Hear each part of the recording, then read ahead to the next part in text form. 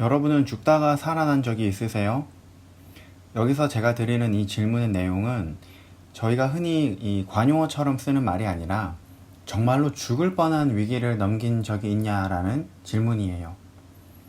저는 정말로 죽다가 그러니까 아마 그 자리에 그대로 이렇게 방치해 있었으면 죽을지도 몰랐을 것 같아요. 여튼 이런 경험이 있었습니다. 그때는 국민학생 1학년 때였는데 같은 아파트에 사는 친구들과 함께 하굣길에 그만 뺑소니 사고가 났습니다. 분명 제 기억에는 횡단보도를 건너기 전에 좌우를 잘 살피고 건넜다고 생각했는데 그게 아니었나 봐요.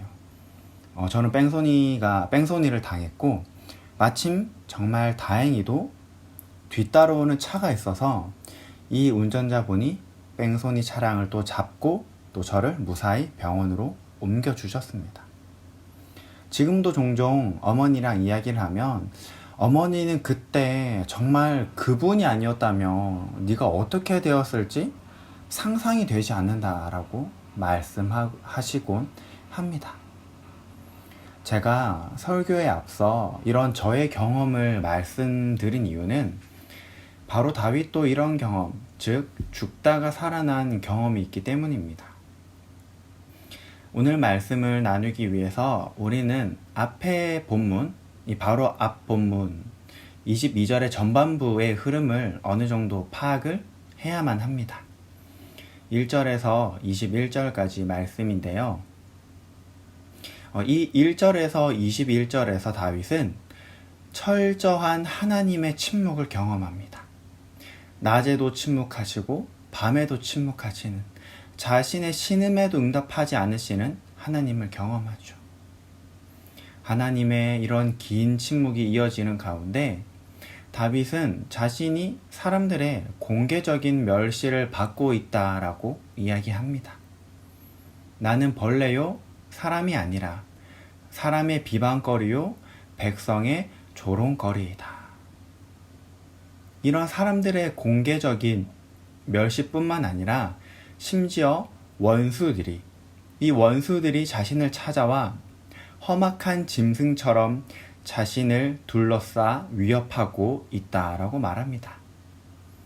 많은 황소가 나를 애워싸며 힘센 소들이 나를 둘러쌌으며 내게 그 입을 벌림이 찢으며 부르짖는 사자 같으니이다. 개들이 나를 애워쌌으며 악한 무리가 나를 둘러 내 수족을 찔렀나이다. 하나님은 침묵하고 계십니다. 그런 상황에서 다윗은 공개적인 대중의 비웃음과 그리고 피할 수 없는 원수들의 위협 가운데 놓여 있었습니다. 여러분이라면 어떻게 하시겠어요? 이런 상황 속에서 아무리 찾아도 하나님은 응답하시지 않으시는데 그 가운데 사람들은 나를 놀리고 나를 비방하고 또 그것에서 더 나아가서 원수들이 나를 찾아와서 나의 목숨을 위태롭게 한다. 하지만 이런 상황에서조차 다윗은 하나님의 구원을 신뢰하고 또 간곡히 하나님을 계속 찾았습니다. 하나님의 침묵 속에서 그럼에도 불구하고 하나님의 구원을 신뢰했던 다윗은 구원을 경험하였습니다.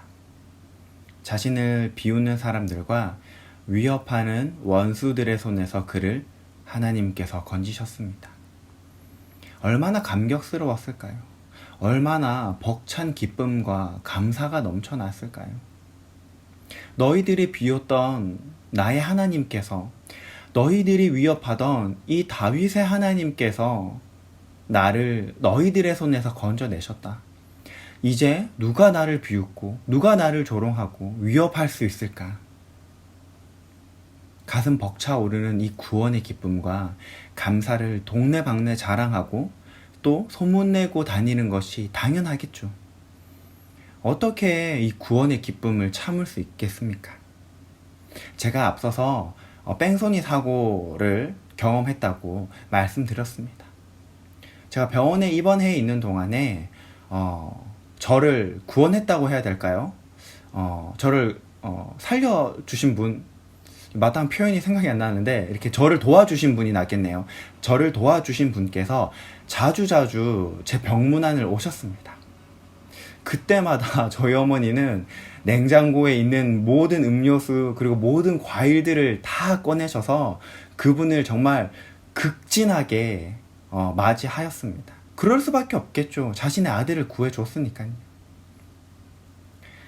다윗은 이 기쁨을 처음에는 형제에게 선포합니다. 하지만 여기서 만족할 수 없었던 다윗은 이제 회중 가운데 찬양합니다. 이 회중을 오늘 말씀에서는 이렇게 표현하고 있는데요. 여호와를 두려워하는 너희 야곱의 모든 자손, 너희 모든 이스라엘 자손들입니다. 이것이 의미하는 것이 무엇일까요? 여호와를 두려워하는 사람들, 야곱의 모든 자손, 너희 모든 이스라엘 자손들. 단순히 혈연 관계인 형제를 넘어서서 이제 다윗은 하나님을 함께 예배하는 언약 공동체까지 이 구원의 기쁨을 확대하고 있는 것입니다. 그렇다면 왜 다윗은 이렇게 언약 공동체인 이스라엘 백성들 가운데서도 하나님을 기뻐하고 찬양할까요? 이것이 이스라엘 전체의 구원이 아니잖아요. 다윗의 개인적인 구원에도 불구하고 다윗은 형제들아 그리고 또 회중들아 우리 하나님을 찬양하자라고 합니다. 왜 다윗이 이 회중들까지 함께 찬양하자고 초청하였냐면 그것은 이 언약 백성들이 마땅히 해야 하는 일이기 때문입니다. 하나님을 예배하는 이 언약 백성들의 정체성이기 때문이죠. 뿐만 아니라 이들이 예배하는 하나님이 어떤 분이신지 이 공동체 모두가 알고 또 기뻐할 수 있기 때문입니다. 이것을 이렇게 좀 설명할 수 있을 것 같은데요. 세계적으로 명성을 날린 우리나라 스포츠 선수들이 참 많습니다. 그렇죠? 조금 이 시간을 거슬러 올라가면 IMF 때 국민들에게 희망을 주었던 박찬호와 박세리 선수가 있습니다. 그리고 아시아인 최초로 유럽 최고의 명문 축구팀에 입단한 박지성 선수. 그리고 동계스포츠 불모지에서 세계 신기록을 세우며 동계올림픽에서 금메달을 딴 김연아 선수 등등. 물론 스포츠 선수들뿐만 아니라 각자의 위치에서 최고가 된 많은 우리나라 분들이 계시죠. 이런 분들은 주위에 있는 자신들의 형제만 기뻐하지 않습니다. 그렇죠? 모든 매체가 이들의 성공과 그리고 국위선양을 앞다투어 보도합니다. 어린 시절에 운동은 어떻게 시작하였는지, 또 이 운동을 해 나가면서 있었던 역경들은 어떻게 이겨냈는지, 또 어떤 방식으로 훈련을 했는지. 우리는 이것을 보면서 같은 대한민국 국민으로 기뻐하고 또 자랑합니다. 하나님의 구원을 기뻐하고 자랑하는 것도 이와 같습니다. 하지만 하나님의 구원은 이보다 더 위대하시고 더 크십니다. 그날에 모든 만물을 새롭게 하실 창조주 하나님이시기 때문입니다. 그날에는 이스라엘 백성들뿐만 아니라 땅의 모든 끝에서 하나님께 돌아오게 될 것입니다. 그분을 기억하고 그분께 다시 돌아오게 될 것입니다. 그분이 이 모든 만물을 지으시고 다스리시는 창조주이시기 때문입니다. 모든 나라의 모든 백성들이 하나님의 이름을 높이고 그분을 기뻐할 것입니다. 우리는 그날을 기대하고 또 소망해야 됩니다. 더 나아가서 우리는 그날이 오기까지 나를 구원하신 주님을 기뻐하고 또 증거해야 됩니다. 우리 삶에서 드러내야 하죠. 하지만 이것이 말처럼 쉽지는 않습니다. 저는 방황하던 시기를 끝내고 고교 진학하면서 본격적인 신앙생활을 하였습니다. 고등학교를 다니면서 내가 구원받은 사람이라는 것을 알리기 위해서 저는 늘 학교에 도착하면 아침에 짧은 시간이지만은 시간을 내어서 말씀을 읽었고, 식사 시간마다 많은 친구들 앞에서 때로는 조금 어색하기도 하고 또 민망하고 부끄러울 때도 있었지만은 항상 기도를 하고 식사를 하였습니다. 제가 지내던 이 김해라는 곳은 이 신앙의 불모지였어요. 한 학급에 교회 다니는 친구들이 10%가 안 될 정도로 그런 곳이기 때문에 어떻게 내가 이 교회를 다닌다라는 것을 나타내고 내가 하나님을 믿는다라는 것을 드러내는 것이 참 쉽지가 않았습니다. 아침에 조용히 말씀을 읽으려면 친구들이 와서 방해하고 또 식사 기도를 하면 그 짧은 사이 그날 나온 맛있는 반찬을 다 집어갔습니다. 뭐 이렇게 제가 말씀드리면 뭐 반찬 뭐 친구들 주고 먹으면 되지 라고 하시는 분들도 계시겠지만은 이 중고등학생들에게 이 급식 시간은 무척이나 이 하루 일과 중에 무척이나 중요한 시간이기 때문이죠. 하지만 그렇다고 저는 포기할 수 없었습니다. 제가 구원받은 하나님의 백성이라는 것을 나타내는 저만의 찬양 또 저만의 표현 방법이었기 때문이죠. 하지만 곧 저를 괴롭히고 또 짜증나게 하던 친구들도 이내 잠잠해졌습니다. 저를 인정하기 시작했습니다.